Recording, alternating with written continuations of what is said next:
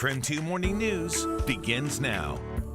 We are taking a look out at Lake Coeur d'Alene where the sun is up and temperatures are going to warm up, but not quite to where they were yesterday. We are not breaking any records this afternoon. We are staying in the 80s. In Spokane County, the sheriff says he has fired a sergeant after he allegedly made comments about killing minorities. Well, now that school is officially over, drivers need to be more mindful of speed zones around parks and pools. It's time to rise and shine. It is Friday. We are feeling good. Good morning. I'm Tim Pham. And I'm Evan Irani. It is the Bro Show today. Yeah, we're hanging out, right? Yeah, exactly. So Jen is sleeping in today. Yeah, she's enjoying her weekend, an early weekend for her. But nice to be here with you this morning. Yeah, it's good to be here with you. And boy, was it toasty yesterday. Yeah, it got very warm yesterday afternoon. Yesterday was Spokane's first day in the 90s. We'd only made it to the 80s prior to that. And our high of 91 tied the record set back in 1932. How about that? Yeah, right? So 9 of the last 13 days in June have had temperatures above normal for our area. Yeah, and now we're hoping for a little bit of a cool down this weekend in time for Father's Day, just so it's not miserable with I think that's exactly the thought, right? Is like, can we just enjoy the outdoors this Father's Day weekend? It always seems like with Spokane, with weather, you enjoy a nice few days, and then you always have to get the polar opposite, right? It seems that way. It's a roller coaster ride, but I'm here to deliver the good news. That is that over the weekend, things are staying pretty nice. We do have a bit of a breeze to start off our morning. Live look outside shows how there's a little bit of choppy waters out there. As we head towards your afternoon, we're going to warm up once again, but not quite to the range that we saw temperatures at yesterday. So here are those current wind speeds outside right now. As we mentioned, a cold front came through yesterday evening. On the trailing end of that cold front, we've got these wind speeds, and that's typical. When we see a cold front pass through, that cools our temperatures down a bit. As we are today, we see a little bit of wind come alongside.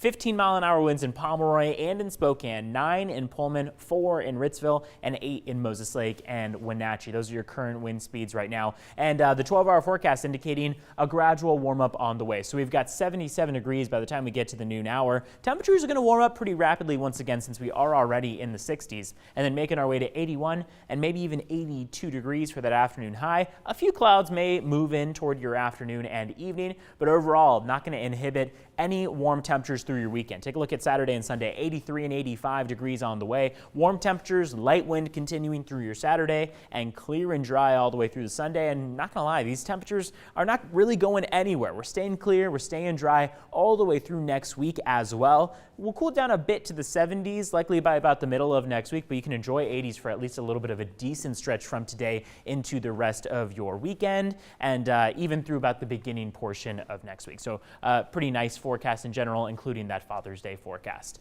I will send things over to you, Tim. All right, Evan, thanks so much. We want to make the most of the time you have with us this morning, even if it's just for a few minutes. So let's check out what you need to know today. The Democratic National Committee announced Governor Jay Inslee will be one of the 20 candidates on stage during the first 2020 Democratic presidential debates. The debates will broadcast from Miami later this month. In order to qualify, candidates had to either poll at 1% in 3 surveys or receive 65,000 individual donations. Other candidates in the debate include former Vice President Joe Biden, Senator Bernie Sanders, Senator Elizabeth Warren, and Senator Kamala Harris, and Texas Representative Beto O'Rourke. Patrick Frazee is back in court today. He's accused of killing his fiancée, Kelsey Barrett. His girlfriend, a nurse from Idaho, says he beat his fiancée to death with a bat and then asked her to clean up the crime scene. Barrett has not been seen since Thanksgiving Day. Attorneys are expected to talk about DNA testing during the criminal hearing today.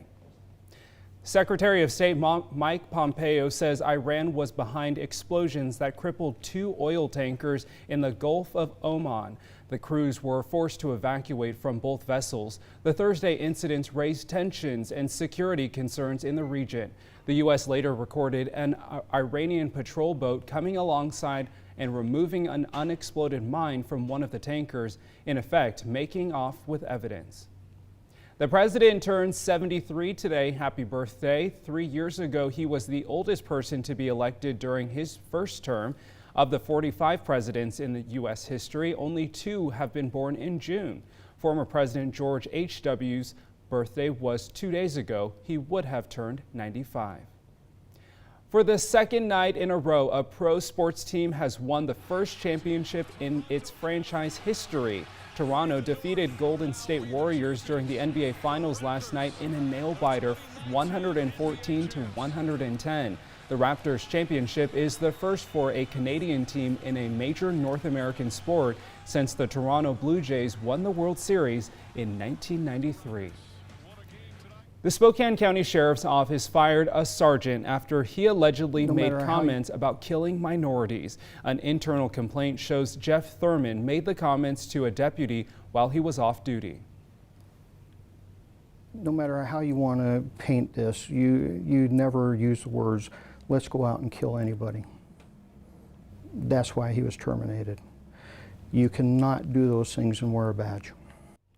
The sheriff says once they started investigating that incident, others came forward with complaints of sexual harassment. Sheriff Ozzie Knezovich says this is an isolated incident, and he does not believe his department has a larger cultural problem.